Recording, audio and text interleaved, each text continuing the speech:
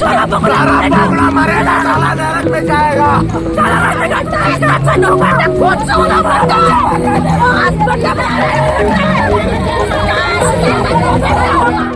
धन्यवाद। पहले तो मैं आपके चैनल को धन्यवाद करता हूँ। हम क्षेत्र सीतागंज ग्राम सभा कल्याणपुर और प्रहलादपुर में 45 से 50 साल से हम निवास कर रहे हैं ग्रामवासियों पे। तब से निवास करने के बाद हम वहाँ पे जाए बच्चे का भरण पोषण कर खेती बाड़ी करके जो भी है, गरीब परिवार निर्धन परिवार है हम। आज इतने साल रहने के बावजूद और सब कुछ हमारी सुविधा सरकार द्वारा, बिजली के पोल मीटर सब चल रहा है, जल जीवन भारत सरकार द्वारा हर घर में नल सब सुविधा दी गई है। आज हमारी इस इतने साल हो जाने के बाद आज हमें उजाड़ने के कागज़ पे लाया। तो हम ये कह रहे हैं कि आज हमें क्यों उजाड़ रहे हो, हमने क्या गुनाह किया, हमें पेट पाल ले बच्चे का खेती बाड़ी करके। आज एक्वाफायर सरकार ला रहा है तो इतनी हज़ारों एकड़ ज़मीन पड़ी है सिडकुल फेज 2 में, तो आज हमारी इस 2 एकड़ ज़मीन में जो पेट पाले इसी में नज़र क्यों पड़ी है। इस सरकार से मैं यही मांगना चाहता हूँ, ये क्या हो रहा है, हमारे साथ ऐसा अन्याय क्यों हो रहा है। हमें गरीब परिवार से ना हम भूमि माफिया है ना कुछ है।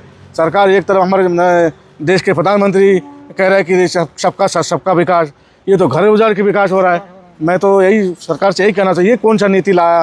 एक तरफ हमारे मुख्यमंत्री भी कह रहे हैं जो पुराना जो बसावट है उनको नहीं उजाड़ा जाएगा, जो नए अतिक्रमण पर हमें नजर है तो वो भी अनदेखी हो रहा है।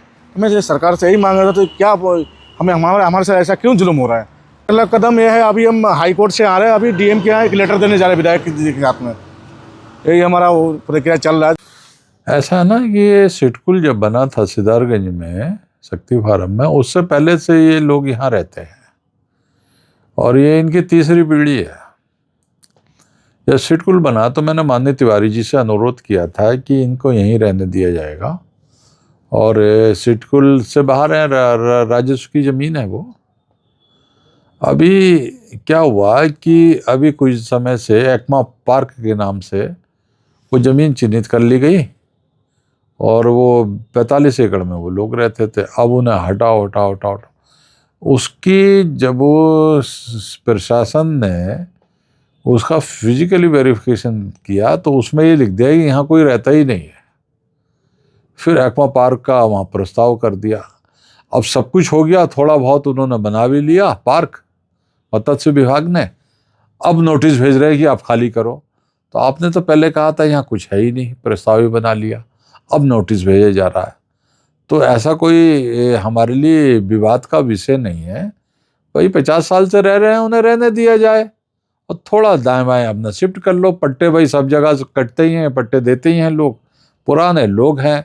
और श्री विजय बहुगुणा जी ने कहा था कि जो भी काबिज लोग हैं उन्हें भूमिधरी का अधिकार दिया जाएगा। तो माननीय तिवारी जी ने खुद ही इन्हें पृथक रखा, वो राजस्व की ज़मीन को उसे लिए ही नहीं और सिडकुल में नहीं लिया, वहाँ 2500 एकड़ उससे लगती हुई ज़मीन है। तो जब इतने लोग पुराने रह रहे हैं और प्रस्ताव भी हाई कोर्ट में भी जा चुके हैं, शासन में भी प्रस्ताव जा चुका है, तो पट्टे तो सिद्धार्थगंज और शक्ति फार्म में तो कभी बनाए नहीं इन्होंने, और सब जगह पट्टे बनते हैं। तो भाई इनके साथ क्यों दुर्व्यवहार हो रहा है, इनके साथ क्यों अनुचित हो रहा है। अब परसों सुबह सैकड़ों पुलिस और PSC के लोग और मत्स्य विभाग के लोग, तहसील के लोग, SDM तहसीलदार सब इन्हें हटाने चले गए। तो वहाँ फिर सब लोग, पॉलिटिकल लोग भी इकट्ठे हुए और जनता भी इकट्ठी हुई, तो विरोध में आ गए। अरे हम बहुगुणा जी मत्स्य विभाग के जो मंत्री हैं सौरभ बहुगुणा, उनसे कहना चाहते हैं कि डेवलपमेंट एक सतत प्रक्रिया है और उसकी अवधारणा को हम मानते भी हैं, डेवलपमेंट तो ज़रूरी है।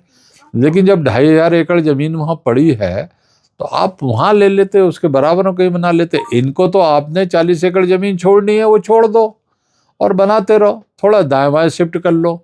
थोड़ा गरीब लोग हैं, कमज़ोर लोग हैं, जाड़ों का मौसम है, आपने उन पर अटैक ही कर दिया।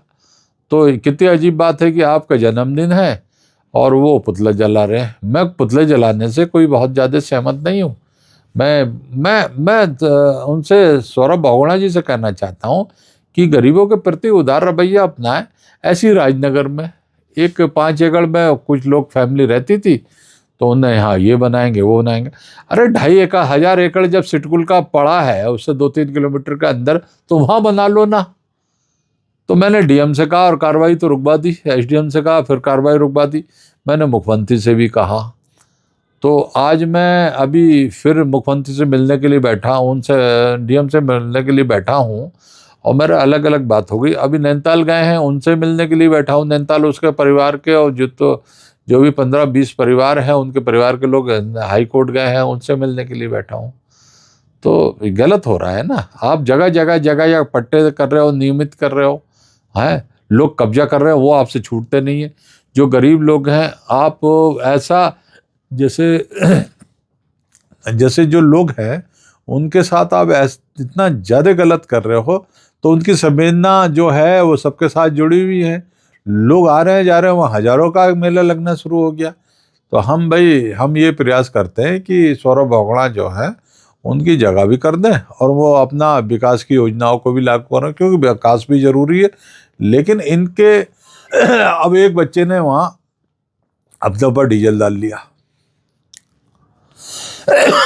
आप देखोगे तो वहाँ बहुत ही अफरा तफरी का माहौल है, और प्रशासन तो समझता ही है।